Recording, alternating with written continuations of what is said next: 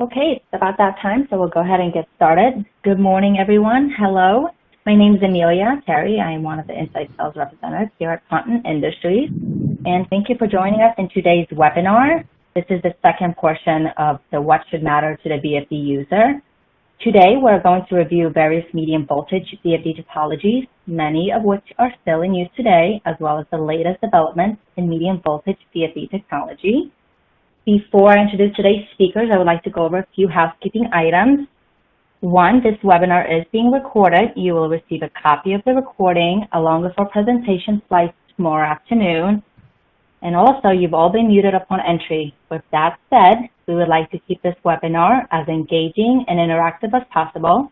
If you have any questions, please use the Q&A section on the left-hand side of your screen. We'll monitor the Q&A section throughout the presentation, but most questions will be answered towards the end of our session.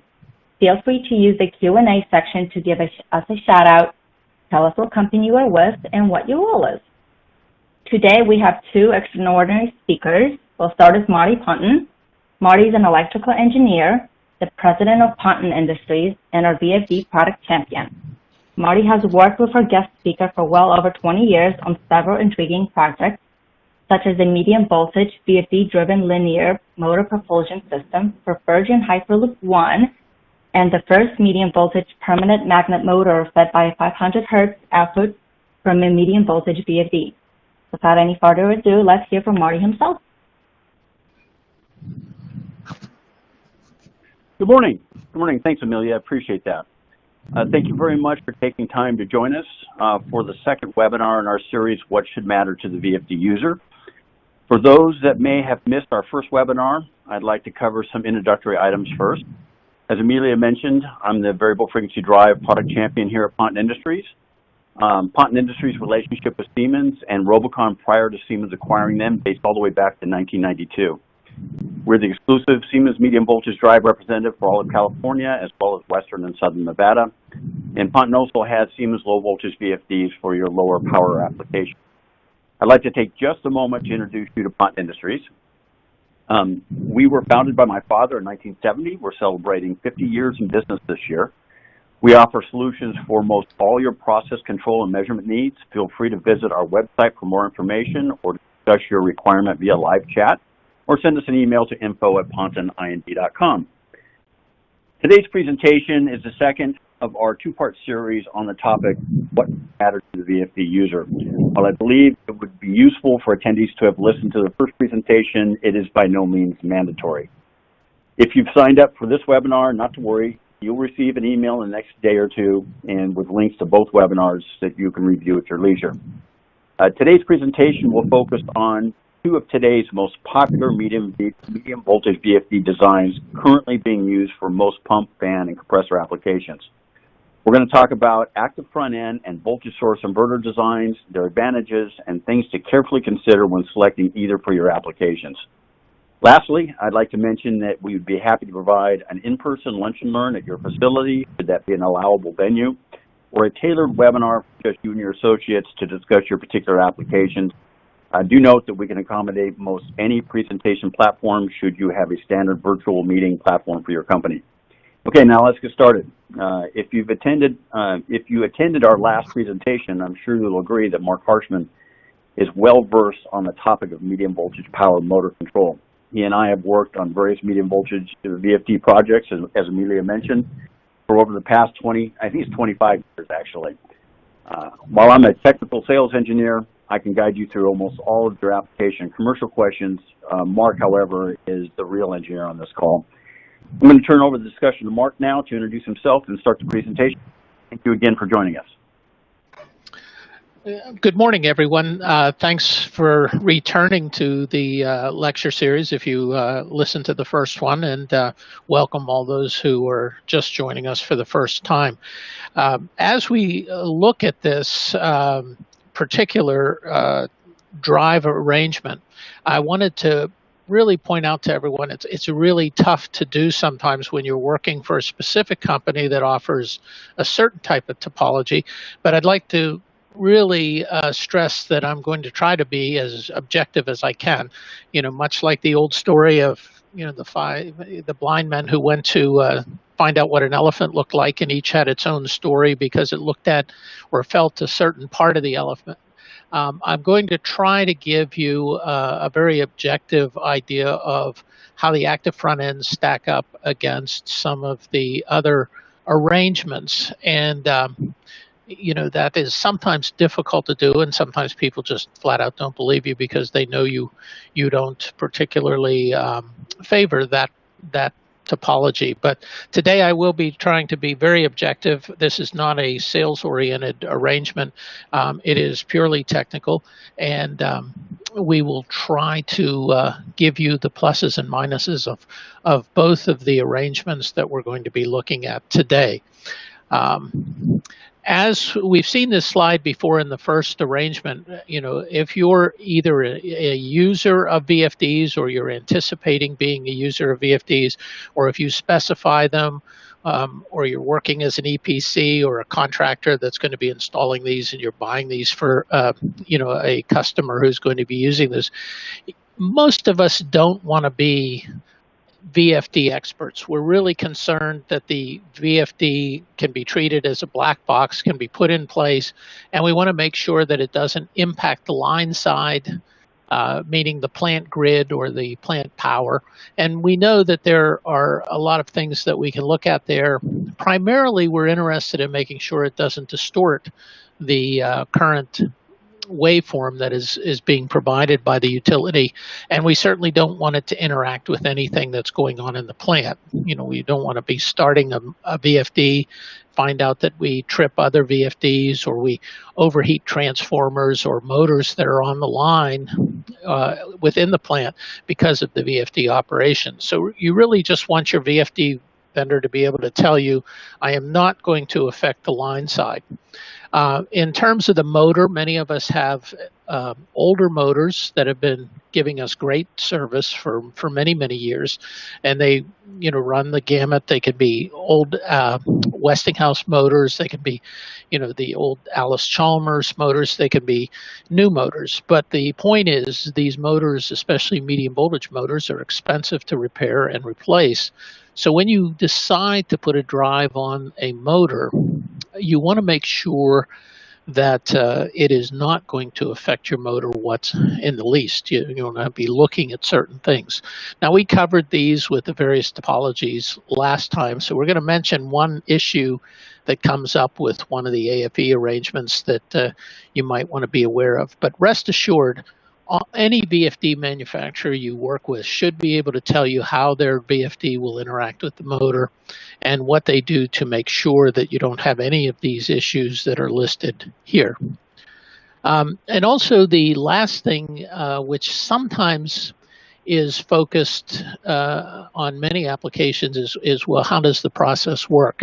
And you'll find that one of the most difficult things to do is to get an efficiency number that you can believe in from some manufacturers, and you want to make sure you've included everything. And we talked at length about that before. Torque availability, some of these things as you go through, you have to understand your application so you can select the right drive, or the VFD manufacturer you're working with can select the right drive. So understanding if you're using it just for starting, if you have overloads, particularly in mining applications, if you have some of the applications that are constant torque may have some interesting overload requirements, whether you need regeneration, whether you're trying to break the unit or slow the motor down for some reason other than allowing it to coast or naturally be commanded down during some kind of emergency. Footprint, size, cable routing, and cooling, all these things can affect the selection process. The cooling actually goes along with efficiency in a sense, because one of the big issues that we're going to see is comparing the footprint and the components that are involved to the cost of HVAC. It's one thing to buy a drive. It's quite another thing if you're surprised by the amount of air conditioning that you might need to keep it cool and running properly. And if you've not taken that into account, that can be a very rude awakening.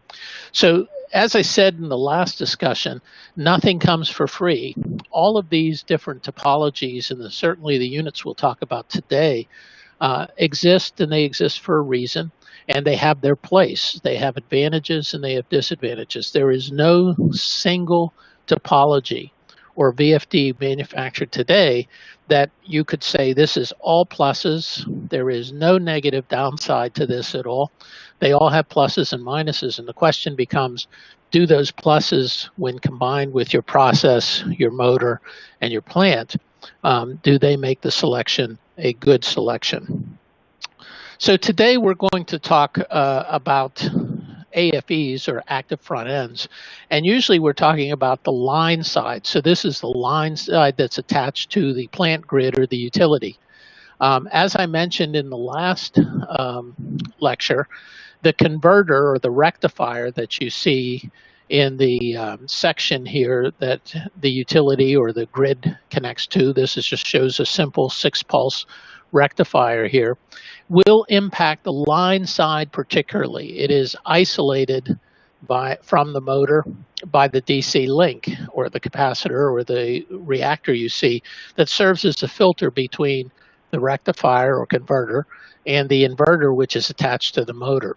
So the converter is going to affect the line side primarily, and the inverter, which is connected to the motor, as you might expect, is going to affect the motor. So the performance of the drive proper, if you're looking at just how it performs on the line side, you have to look at that rectifier circuit. If you want to be concerned about how it affects your motor, you're going to look at the topology that's being driven by the inverter section. But they are fairly isolated. They don't interact as much to impact one versus the other. So the inverter has very little impact on the line.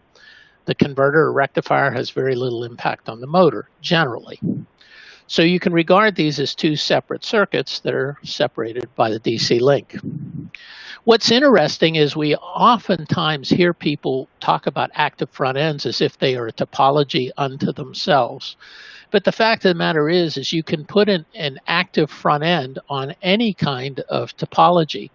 Today, NPCs that we talked about last week in the last lecture, neutral point clamps, which are 5-level, and series neutral point clamps, which are 9-level, they can actually be equipped with an active front end. And in fact, there's a manufacturer who sells a series NPC arrangement with an active front end.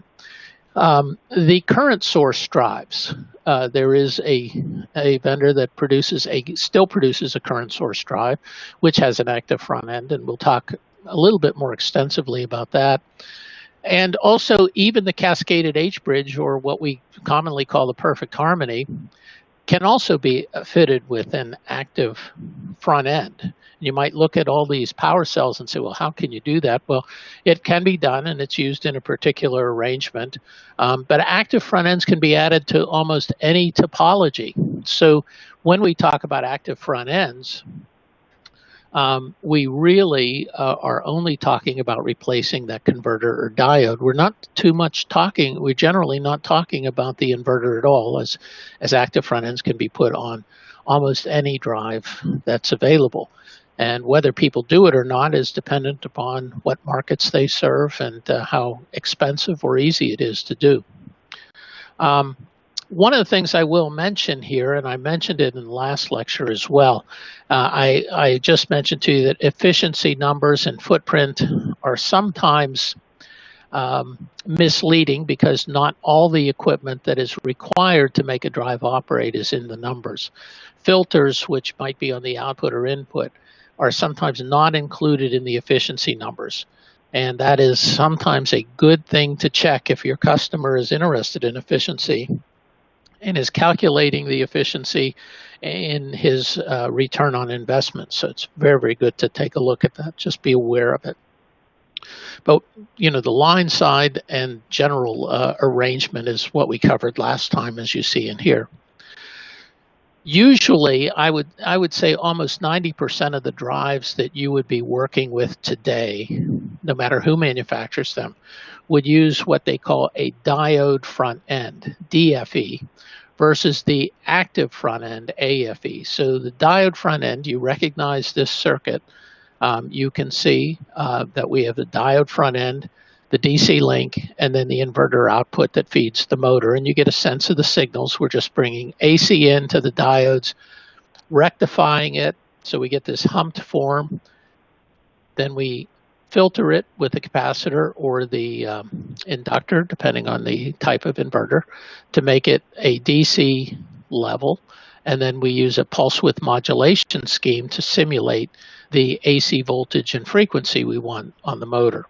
So very, very quick overview of what a drive is. And this is obviously a very simple low voltage drive schematic, if you're familiar with that, but the same exact schematic generally applies to every medium voltage drive as well. The components might change and the number of components might change, but the circuit is exactly the same. So the rectifier is typically a 6-pulse diode. It's named because of the 6 diodes and the 6 humps that are formed in a single cycle. And the diodes are very simple and cost-effective, but they do produce harmonics, and these are transferred back to the power system.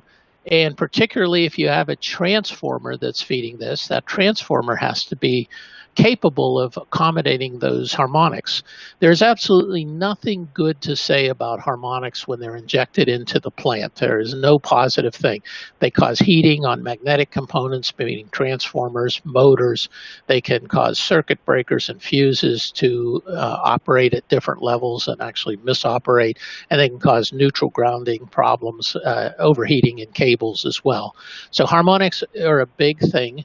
And there are several ways to handle the harmonics, separating them on different lines and isolating harmonic-rich nonlinear components are done. But generally today, I would say in almost 90% of the cases, there is some kind of transformer. And the transformer is set up as a phase shifting transformer that can give you multi-pulse operation to reduce the harmonics, okay?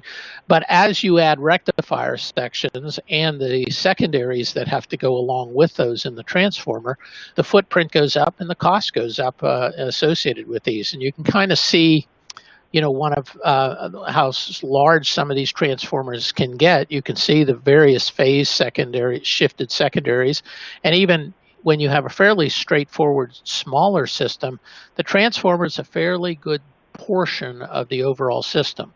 And everyone does these differently, but slightly differently, but the idea is the same. You use the transformer, and I might add that phase shifting the secondaries to get harmonic cancellation is an idea that goes back to the 1950s, so it's hardly new. It was used on pot lines and smelters, and usually 12 pulse at the time. And you might hear, I'm going to use this as an interesting sideline. It's a slight digression. I think we have time for it. But if you're specifying these, or if you're going to use a transformer-based system like the cascaded H bridges or NPCs, anything that has a transformer and multiple 6-pulse rectifiers, if you're using a transformer, the big issue is heat generation from that and the efficiency. These transformers could have anywhere from 1.5% to 2% efficiencies. And when you have these types of rectifiers associated with them, the transformer has to be sized or have an appropriate K factor that they call to deal with the harmonics so it doesn't overheat and possibly saturate due to DC offset, some other issues. So the transformers, a lot of people will tell you that, well, this is an easy thing to do, but it generates heat that you now have to get rid of, either with air conditioning or some other method of doing it. As a rule, for a while now, people have indicated that 18 pulse was adequate to meet the IEEE 519 requirements at the input of the drive, not at the point of common coupling. And that is something that you should insist on, because if you meet the 519 at the input of your drive, you can usually be pretty certain that you're not going to disrupt the line or disrupt the plant in any way. 18 pulse just barely gets you there. So if you have an 18 pulse system, you can meet 519, but if you have a weak line or if you have a line that is unbalanced slightly, sometimes the 18 pulse will struggle to meet the requirement. So I would say today, most people standardize on 24 pulse operation. With 24 pulse operation, you can tolerate a certain level of unbalance, certainly what the utility would allow, which is not much.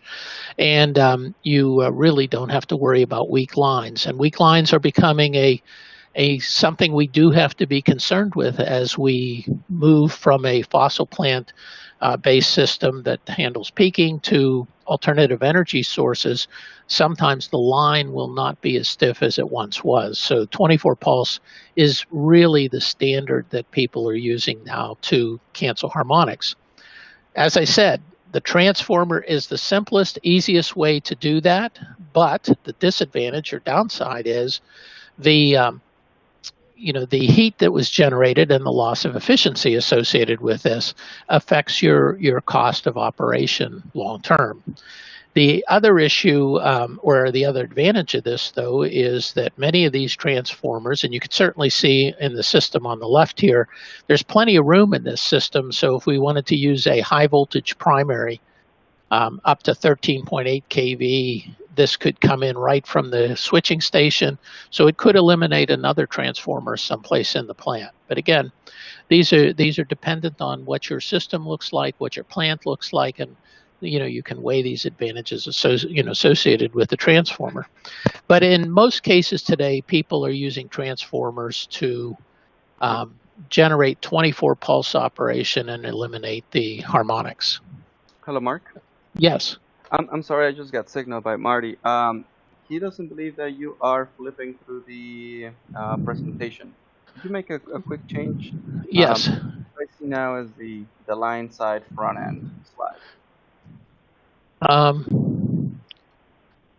I have been flipping through here, so let me check here again.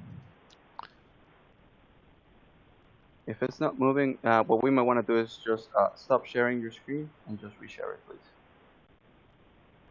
There we are. So I am on the VFD definition. Yes. Well, I've just gone through the first half of this discussion. Hopefully, it wasn't too confusing without the system here. But I just we talked about the first half with the 6-pulse rectifier and transformer. Did everyone just see the change? Another section? Yeah, we're good now, Mark. Okay, good. I apologize for that. So, as I mentioned, 90% of the drives are using transformers. This has been around for a long time. So, another solution, though, to reduce harmonics is to add passive filters, and they are commonly used on some of the systems, and certainly on 12-pulse systems, you will see this with LCIs quite frequently. These passive filters are used so you can meet IEEE 519. Generally, they use more energy than other alternatives, and there also is a loss of efficiency with those as well. And you can kind of see this in this picture. You see, you've got an idea of these filters are not small filters in medium voltage, so you get a sense of the LC filter that you see in this particular arrangement here. So this is another approach that can be used. So what do we mean? Just a quick check. Everyone saw the screen change, I hope. We're good, Mark. Good. So what do we mean when we talk about active front ends? So we've talked about a diode front end, which is typical in many systems, but we also have what we call active front ends. And as we know, active front ends can be put on any type of inverter topology. But what we've done in an active front end is replace the diodes with some kind of transistor or a different type of switching device, which we can now control. So whereas diodes commutate on and off based on the AC signal that comes in, we now can replace those diodes with a transistor or some device that we can actually control. So typically, these devices are active in the sense that we can control them. Okay, so what we can do then with an active front end is monitor the input current waveform and shape it by switching the devices on off in an appropriate manner to reduce the total harmonic distortion. And some of you may be familiar, especially if you're working a lot with low voltage, with the active harmonic filter mitigation, and it does the exact same thing. It monitors the input waveform, and it tries to impress a waveform that's 180 degrees out of phase with it to cancel out the harmonics and the distortion. So that's as simple as it is. So the total harmonic distortion, which is what IEEE 519 makes, restricts, is really for lower order harmonics, and that's why you will see filters added to active front ends, because there is another source of harmonics, which are high order harmonics, typically do not cause as much trouble for motors, but that switching frequency, which is associated with the IGBTs or any device that's on there, now finds its way out into the grid. And as I mentioned before, we do not want to, do anything in a plant that can potentially cause problems. So the diodes can distort the frequency, and they can be controlled by a transformer. If you remove the diodes and put in an active front end with transistors, you can now control the lower order harmonics that are associated with IEEE 519, but you do introduce these higher order harmonics. You can see this in the picture here, and what you see in the is a very typical LC filter. So this is something that people have to look at when they're working with an active front end. So the active front end replaces the diodes. It reduces the harmonics significantly. It does. It's for IEEE 519. But the distortion is also allows or affects the system's power factor, which the active front end can also control, which we'll talk about in a second.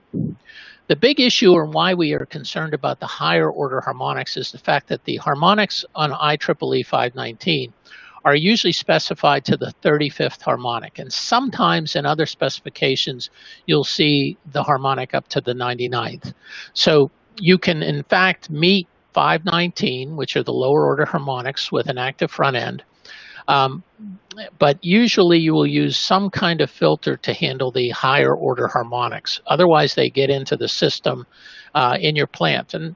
And we've already said, well, when they're on the motor side, it doesn't seem to affect it. So why does it affect it in the plant? Well, we'll talk about that a little bit.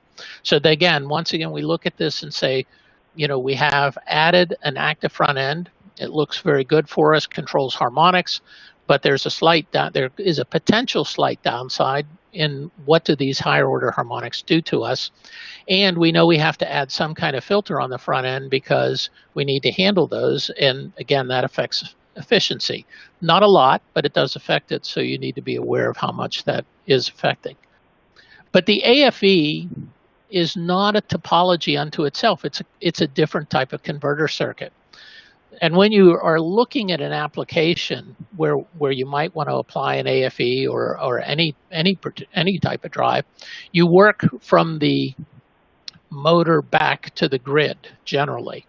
The pump, the fan, the compressor, the extruder, whatever it is going to have a certain requirement for power and speed and regeneration if that's an issue.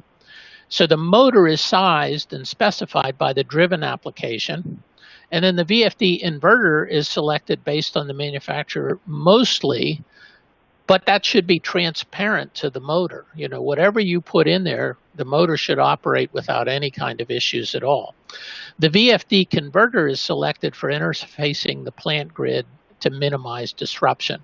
And that's what I mean by when you look at some of these systems, any inverter topology, whether it's NPC, series NPC, cascaded H-bridge, can give you what you need for the motor.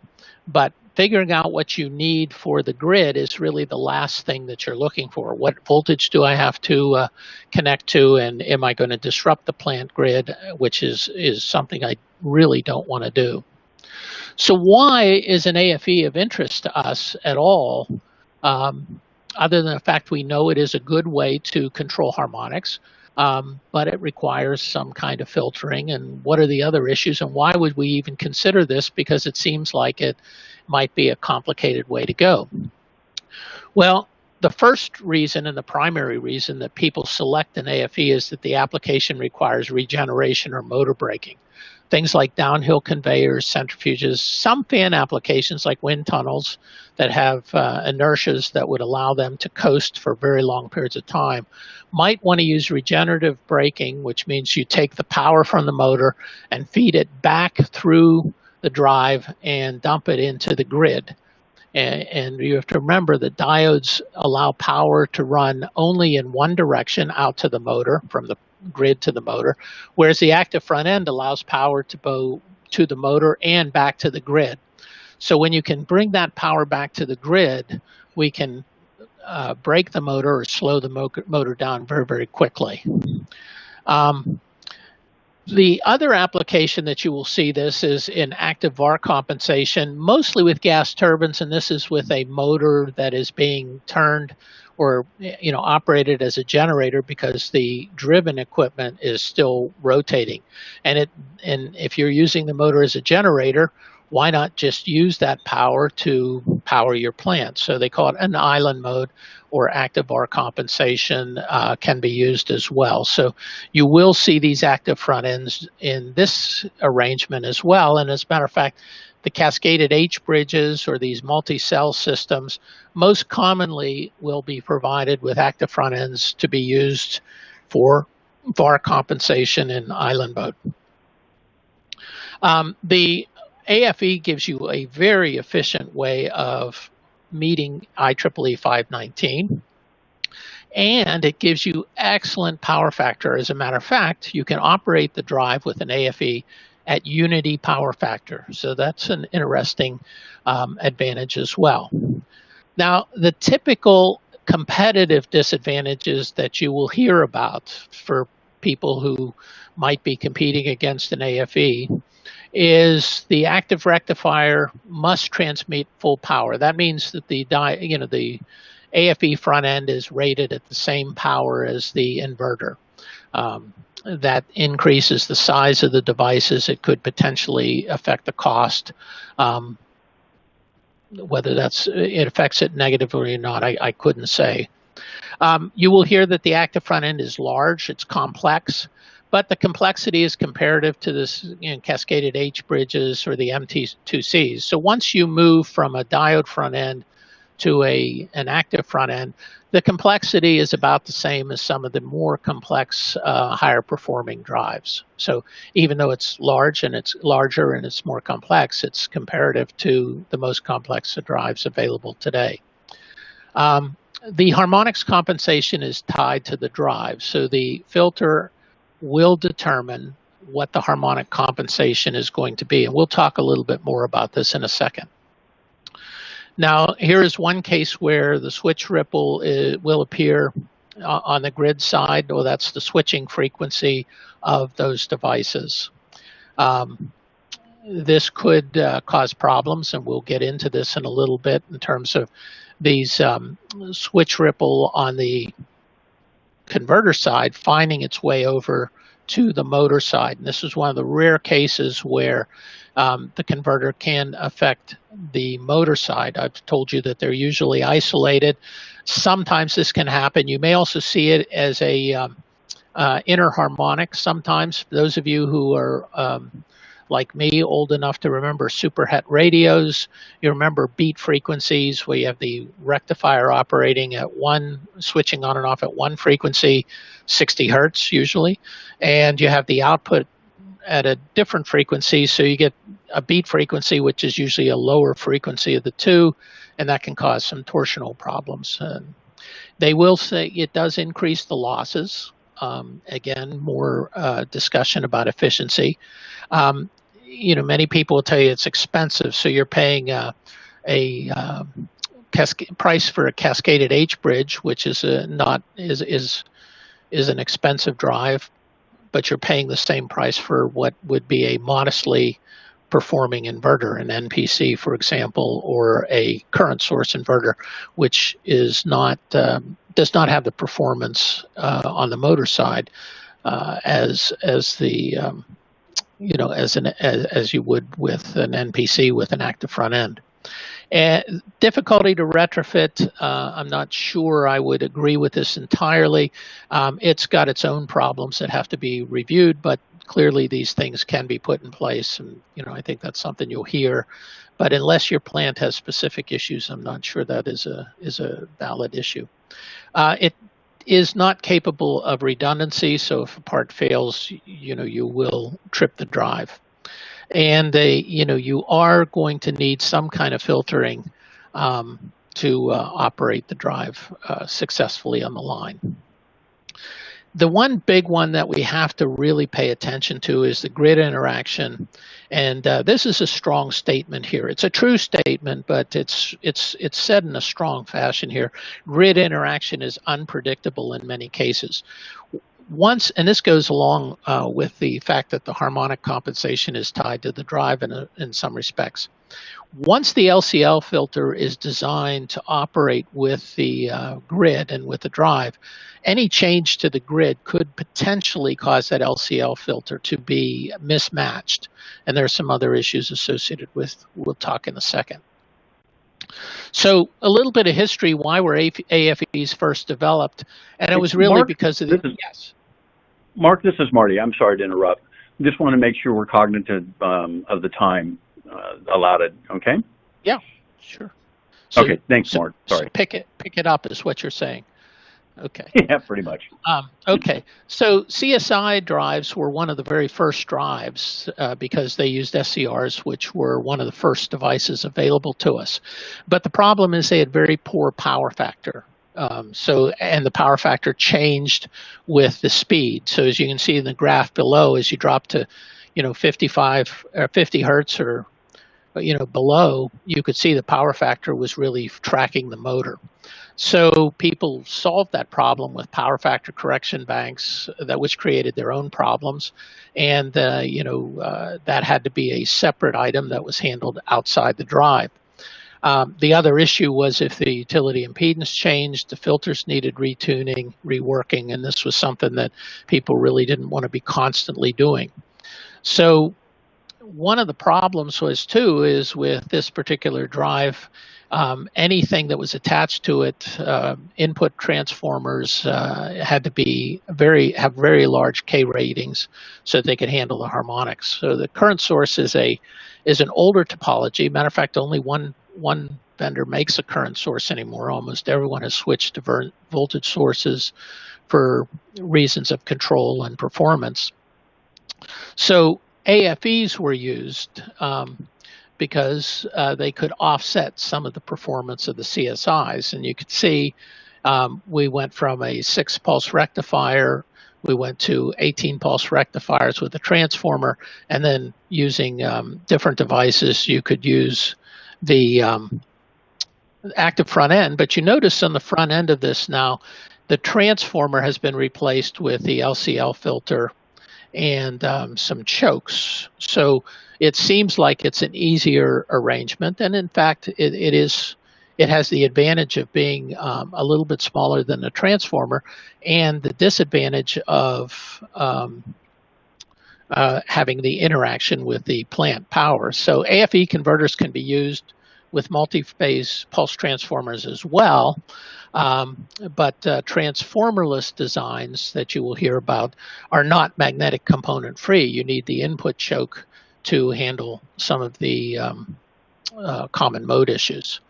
So a real quick discussion about CSI output waveforms. These have to use a certain type of harmonic elimination to protect the motor.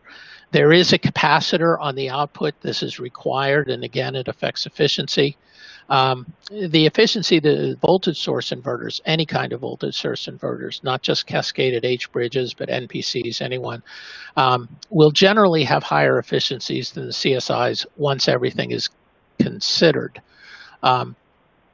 You can get motor-friendly outputs from the CSI, but you do require filter capacitors.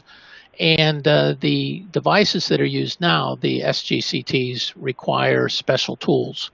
So the other trade-offs in using this particular technology, which is somewhat dated, but is still, as I said, used in one case, is that you supposedly are saving transformer costs because you have this transformerless arrangement, but you now have a converter grade line reactor and capacitors. An isolation transformer is still recommended by EPRI because it reduces motor common mode voltages, thereby saving your motor bearings, and it also isolates the network primarily from your motor, or your motor from the network. So any kind of a transient on the line doesn't find its way into the motor. I'm going to really go through the next two slides quickly. Sometimes you will hear the argument that, well, the AFE has, has a lot less parts and things like that. And that's really an effort made to discuss reliability, and parts count is really something that has gone away as a indication of reliability. And you can see, you can play games with this, and you can see, well, you can come up with a way of showing the parts count is more or less. Parts count in an MTBF calculation was abandoned by the military, where it originated in 2000. It was abandoned in 2000 because people found out that parts count is not a very good indication of reliability in MTBF. Nowadays, everyone uses real-time data. Now, with the CSIs and the particular devices that are used, the big issue with those is that they're not capable of turning off under fault conditions. We can control them, but under fault conditions, the motor can be exposed to large fault currents while we're waiting for the fuses to clear. So in this case, the input choke, which is on there instead of the transformer, can saturate, and it would not provide the isolation that you would be expecting in a transformer voltage source arrangement. Again, that situation can cause filter and capacitor issues. And the big issue here from a safety standpoint is the capacitors in the output filter, which can cause the motor to self-excite after the drive shuts down, which means that motor could potentially keep turning. So an output contactor is usually required. Sometimes that's not always obvious. And torque pulsations, as I mentioned, because of the arrangement of these harmonics on these are an issue that can cause a torsional resonance, and typically on CSIs, things like that, especially LCIs as well. They will say, yes, we have an almost sinusoidal voltage, but the high output harmonics, that require the output filter could always cause some issues associated with, damaging the shaft. So is the active front end the best solution for treatment of harmonics? There are benefits over the standard 6-pulse diode bridge: the reduced line harmonics, the improved power factor, and the inherent regenerative capabilities. But the current harmonics are much higher when you're measured above the 50th harmonic, and that can cause issues in the plant. There are also substantial losses in efficiency when you go to IGBTs or SGCTs on the diodes. And this is very hard to see, but it just shows the harmonic spectrum above the 50th harmonic, and these are the things that can cause issues in the plant. So these high harmonics can also have serious consequences. And if you have a mixture of 6-pulse and active front end drives on the same line, on the same bus, the ripple from the active front end at these high frequencies can actually ring up the bus voltage on your 6-pulse VFDs and create overload conditions. The active filter solution still requires input passive filters to control those high frequencies and to attenuate that. And the issue with these is that they are more likely to resonate with the power system at rectifier harmonic frequencies, the 5th, 7th, 11th. This is why you'll sometimes see 5th and 7th harmonic traps on LCIs. Under lightly loaded conditions, these can also create issues associated in the, with the power grid in the plant. And certainly on a generator system, they are can be very difficult to control. There is also a significant level of ground leakage current, which you might find will cause some ground fault trips on sensitive equipment. And you get a sense of the phase to ground voltage here when you look at a 6-pulse rectifier, which is not really great, but you look at it on an active front end and you start to see these higher frequencies and where they are. So this is kind of the downside of an AFE, in that now you have something that could affect the plant and you have to just be aware of it. And you can resolve this by adding a filter. We've talked at length about these filters. It's a passive filter. All AFE manufacturers, no matter what the inverter, will use them. They're specifically designed to reduce the harmonics associated with this, with these systems. And you get a sense, here's another schematic of these. These are not straightforward all the time. They're not very, very simple. But they do, work to control the lower order harmonics very, very well and eliminate the higher order harmonics. Now, the claim on input filters design limitations are, it'll comply with 519, and it can meet the voltage requirements with the high input impedance, that's the reactor or transformer. But the LC filters still needed to meet the harmonic requirements, and you kind of see this in this small diagram here. So a CSI input filter will be a low pass LC filter. The cutoff is right below the 5th harmonic, which means the capacitor is fairly good size, and the inductor is a 10% reactor, so that's not too bad. But it's an undamped circuit, so there is some issue with its inability to provide damping. And the challenge is here with that filter is that it provides almost 50% leading reactive power, even when the VFD is in standby. So even when it's not running, it could affect your distribution system in your plant. There are some risks of transients and voltage ringing on the bus it's attached to that could damage or cause other equipment to operate incorrectly. So what you have to worry about on an AFE is the large input capacitor, that high pass filter between the AFE and the utility mains cannot be removed. It could end up resulting in leading power factors. It can be resolved. You have to do a quick study either with ETAP or something to make sure you don't have any kind of resonant issues. But when your utility changes, that study has to be redone to make sure that that harmonic filter is still operating properly. And if you have a drive with generators typically do not like large capacitors connected to their outputs, so there could be some voltage regulation issues. So here's the consideration, is that you get very good harmonic cancellation for IEEE 519, but now you have to worry about the effect of the high frequency harmonics on your plant.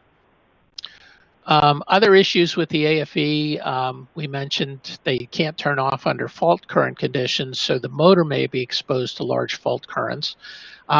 Without an isolation transformer, any surge voltages on the utility pass straight through to the motor, and as we mentioned before, most of the transformers that are in a voltage source have fairly good impedance, so that we reduce the faults on the motor.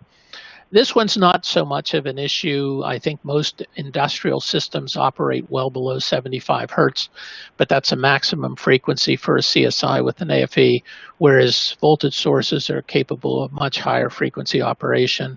Again, those tend to be very special systems, so I don't think that's a big issue to consider. The other issue is redundancy.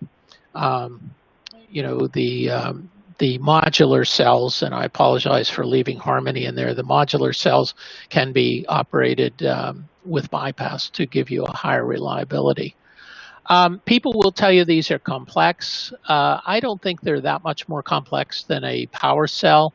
The issue here is, one failure on the board will take out the drive, and that's the bigger issue associated with this. Then, as I mentioned, parts count is not a really good indication of reliability anymore. So power utility considerations, the input side power quality, really AFE uses the same bridge and modulation scheme for the input as the output, and it can only eliminate the lower order harmonics. Above this, they aren't eliminated But you can add a multi-pulse transformer to it, and you can get better power quality. One of the things that's not mentioned very often, and for many of us, it's something that's interesting, is ride through. CSI drives with AFEs have very little stored energy. You don't have the capacitor, so they can't maintain magnetizing current on the motor during a power outage. So they don't have very good ride through. So during a power dip or a power outage, they will trip. And this is not true of VSIs. This is one of the reasons they become more popular. And, we'll talk about that in a second here. The AFE, though, can operate at unity power factor. And usually we're specifying power factor, in motors at 0.85 to 0.95. But the harmonic distortion also contributes to that power factor. And we know that some of these things will affect it. And this can be a selling point, that the power factor and operating at unity power factor can be a big cost plus advantage to an AFE. And this is a simple example of that. We want to pay for as much real power that's doing real work, and we don't want to have to pay for reactive power that is wasted. So I blocked out the customer's name here, but this is actually we use this in an ROI analysis. So this is a monthly statement from one of our customers. You can see he's paying $8,300 in electric usage, $10,000 in demand, and you see the power factor penalty is only $127. So operating at unity power factor may not be as big an adjustment in your plant as you might expect. Now, if the motor and the VFD are the only thing or the primary thing in your plant, then the power factor might be more significant. But I point out that in this particular case, reducing the demand associated with starting on a VFD and then reducing the cost associated with kilowatts is probably a bigger bang for the buck than the power factor. Going back to the input power quality, when you have fluctuations in power, in like the sags, there are quite a few. And according to electric power research here, these can be very costly to a customer and to a plant. So a typical industrial utility power, the power can vary quite a bit. And you can see that the various topologies, depending on how they're configured, can continue to operate at various voltages. Now, the more capacitance you have in the system, typically the longer you can operate at low voltages. So most vendors today should be able to provide 100% continuous power even when the voltage drops to 90%, the input voltage drops. They should continue to operate down to about 70 or 65%, but they'll be operating at a lower level of rollback. So the output power is reduced by limiting the speed and torque. Usually you want the drive to operate continuously, that you don't want it to trip, because these power outages are sometimes short-lived. They're sags or power dips, and you want to be able to come back on, catch a spinning load, and continue operation. So when you look at these sags, we just looked at various systems, you want to be able to eliminate the drive tripping for these types of interruptions. And usually the more capacitance you have in the system, the better off it is. So you can see, the red signal here is the input voltage, and the blue signal is the output voltage. And you can see the input voltage has dropped to 0, and we want the VFD to ride through that without tripping. And today, you can get up to 30 cycles where the drive will hang in there, and that's pretty typical of what's available today. And if the power doesn't come back in 30 cycles, then of course the unit trips. Many of the topologies, NPCs, have 5 cycles. The series ones, will have 5 cycles.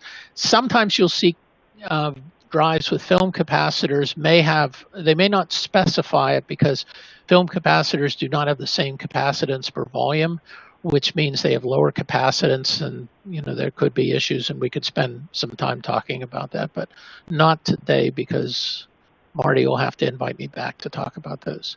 So the ride time is going to vary depending on the load and operational status, but many brochures will say 10 cycles or 5 cycles. Some of the older NPC derivatives that had still had electrolytic caps could do 19 cycles. So that's something to consider on these systems. So final thoughts on AFEs. AFE drive technology, it's not the best solution for low harmonic variable frequency drives, despite the claims by their manufacturers, unless regeneration is required. If your application requires regeneration, this is a good way to go. However, if you're thinking of using it as an anti-windmilling brake or something that operates at low frequencies and low speeds, you may have to look at this a little bit closer because they may not allow you to brake at below 25 hertz. But again, you can check that out. That's just something to be aware of. And it's true, they reduce low frequency harmonics and you meet 519, but they also do that with some negative consequences, which include the high-level, high-frequency harmonics that are introduced, the input LCL filter that you need and can potentially resonate with the power system. Just have to check that out and make sure the manufacturer of the drive is okays that. And the problem with that is now you're in a situation where you have to tell the manufacturer what your power grid looks like, what the plant single line looks like. They have had issues with higher levels of common mode ground leakage. This is because they've eliminated the transformer, but they've included the choke, which is about 80% of the size of the transformer, but it has not proved as effective at the common mode voltage as the transformer. Much higher losses is a marketing, I think, ploy, because even though the transistors have higher losses than the diodes, they're usually not that significant, but when added to the filters that may not be included, it could be higher losses. And as I mentioned earlier, increased complexity to me is I'm not sure that's a valid argument. It reduces reliability. The only way this reduces reliability is the fact that it can't be redundant. So you can't lose something and bypass it. Possibly higher costs, but again, that's more of a marketing, I think, ploy when you hear that, when people talk negatively about AFEs, because most people are selling at market prices anyway. So depending on what your application needs, there may be better solutions when everything is considered. I think still a multi-pulse transformer is probably the easiest thing, but space, HVAC requirements, these types of things have to be considered when looking at AFEs. So we come back to the slide we started with, where you're worried about the line side. We know we can meet 519 with the AFEs, but we can probably do that a number of ways. So if you don't need regeneration, then AFEs and some of their issues might not be worth the trouble. But if you do need regeneration or you don't have space for a transformer, then an AFE is a good solution. You just have to be able to do the study that shows that the LCL will not, interact with the grid. And the only thing on the motor side I would say about CSIs in general is the capacitor that we talked about. So these are the things you have to be worried about with the drive. And in the case of the AFE and CSIs, and even AFEs in general, AFEs with NPCs and series NPCs, the arguments are the same on the line side. So those are the things that one has to look out for. And I hope you enjoyed it. It was a quick overview. I did, although I had neglected in the previous lecture to include my contact information, I would ask you, please, you go through Marty Ponton. But if for some reason you have a question that's not necessarily going to lead, to a sale, or you don't want to bother Marty, you can always call me at my mobile number here or send me an email. Hey, Mark. And I'd be glad to help. Yes, sir. Mark, hi. You made it just under the wire. We're at 11 o'clock, so well done. Thank you. Your system, I think, just cut off again. We are stuck on page 32. So So to the attendees, your contact information is not available on the presentation at the moment, but nonetheless, they all know how to find Ponton Industries, so by all means, reach out to me if you need to talk to Mark. Believe me, I use him as a resource all the time. That said, are there any questions from our attendees? We'd like to answer any questions that might have come up during the presentation.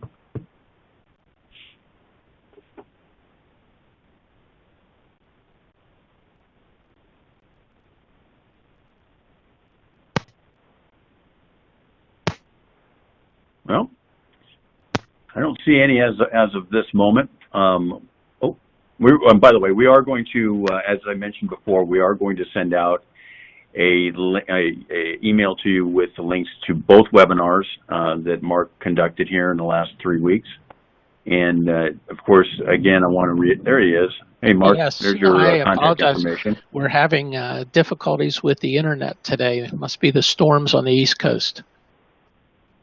Must be. No worries, though. Thanks again, Mark. I do appreciate your time and efforts in putting this presentation together. We're more than happy to answer your questions offline, so do feel free to reach out to all of us, any of us, your account managers, as well as myself, going forward. Okay? All right, folks, enjoy the rest of your day. Thank you so much for joining us. Take care.